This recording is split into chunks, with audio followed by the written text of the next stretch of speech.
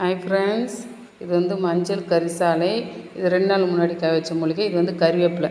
எங்கள் மச்சினை வீட்டு ஃபங்க்ஷனுக்கு போயிட்டு வர வழியில் போலூரில் சந்தைக்கு போயிட்டு வந்தலாம் ஃப்ரெண்ட்ஸ். அங்கே தான் மஞ்சள் கரிசலாங்கண்ணி கிடச்சிது.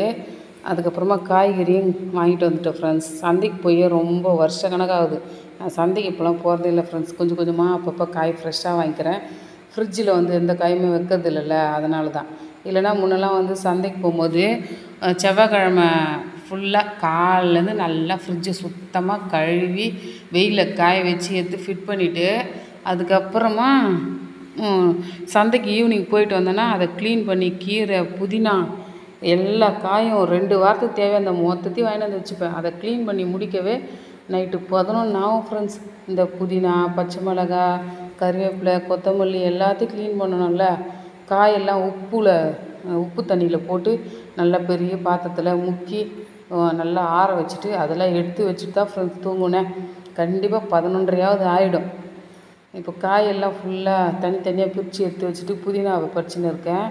இதெல்லாம் முடிச்சுட்டு அதுக்கப்புறமா வந்து கிச்சன் போய் பாத்திரம் நிறைய இருக்குது. அந்த பாத்திரம்லாம் போய் கழுவி முடித்து கிச்சனை க்ளீன் பண்ணிவிட்டு தான் இந்த காய்கறி எடுத்துன்னு போய் கழுவி ஆற வைக்க போகிறோம் ஃப்ரெண்ட்ஸ். இது பாருங்கள், பாத்திரம் வந்து காலையில் அவசரமாக டிஃபன் செஞ்சுட்டு கடைக்கு ஓடணுமா, இதெல்லாம் ஹவுஸ் ஒய்ஃபாக இருந்தால் கழுவி க்ளீன் பண்ணி அப்பப்போ அந்தந்த நிமிஷத்துக்கு செய்யலாம்.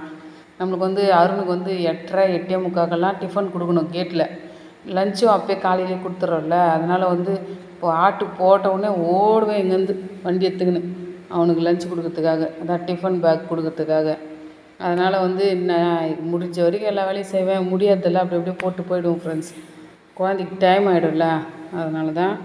அதுக்கப்புறமா இந்த கிச்சன் மேடை அந்த பாத்திரம்லாம் நல்லா கழுவிட்டு கேஸு எல்லாத்தையும் நல்லா கழுவிட்டு அதுக்கப்புறமா தான் காயை எடுத்துன்னு வரணும் ஃப்ரெண்ட்ஸ்.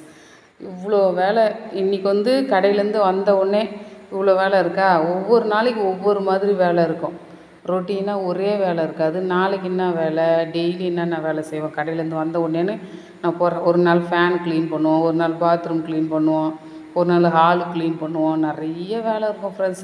அது கூட இப்போ வந்து அருண் வந்து டியூஷன் போகிறதுனால மட்டும்தான் எனக்கு வந்து கொஞ்சம் ஃப்ரீயாக இந்த வேலைலாம் க்ளீன் பண்ண முடியுது. இல்லைன்னு வச்சுக்கோங்க, அவன் கூட படிக்கிறதுக்கு உட்காந்துருவேன்.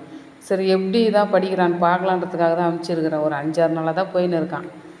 பாருங்கள் ஃப்ரெண்ட்ஸ், இட்லி பாத்திரத்தில் போட்டு குழாவை திறந்து விட்டு மொத்த காய்கறியுமே நல்லா சுத்தமாக கழுவி ஆற வச்சுட்டு ஃப்ரெண்ட்ஸ் காலையில் தான் எடுக்க போகிறேன்.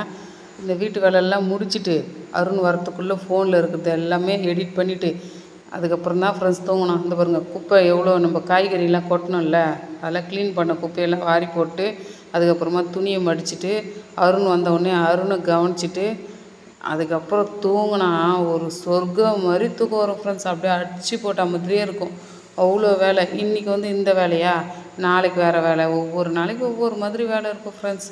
அவ்வளோதான் ஃப்ரெண்ட்ஸ், அருணுக்காக வெயிட்டிங். பாய். இந்த வீடியோ பிடிச்சிருந்தால் லைக் பண்ணி ஷேர் பண்ணி சப்ஸ்கிரைப் பண்ணுங்கள்.